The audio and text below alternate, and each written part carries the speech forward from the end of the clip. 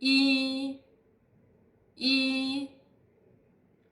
乌、乌。So technically, yi and wu are not initials but separation letters. They are added before a pinyin that has no initial but only final, starting with yi, wu, yu, or to just replace yi, wu, yu under some circumstances. Separation letters are needed in a pinyin because when we mark pinyin for phrase, which is usually a combination of at least two characters, and if we don't use separation letters, the last letter or final of the first character might be misread as the first letter of initial of the second character, which would cause misunderstanding. I'll show you an example here in case you get lost. For example, 针眼, it means hole of needle or a kind of eye disease.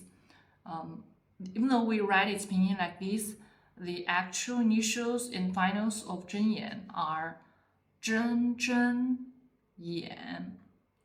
So if we write its initial and final without adding separation letter yi, and maybe forgetting leaving space between these two pinyin of these two characters, it might end up looking like this, and that might be misread by another person as 这年, which is another phrase in Chinese. It means this year.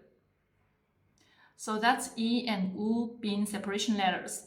But to make it easier to understand, you can still think of them as initials.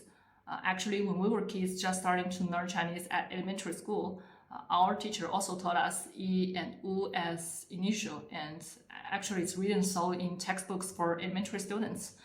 So it doesn't really matter that much, it's just information. In the next video, I will introduce the writing rules of Pinyin. It also includes what I mentioned in this video, like under what circumstances are yi and wu used to replace yi, wu, yu. So see you next time.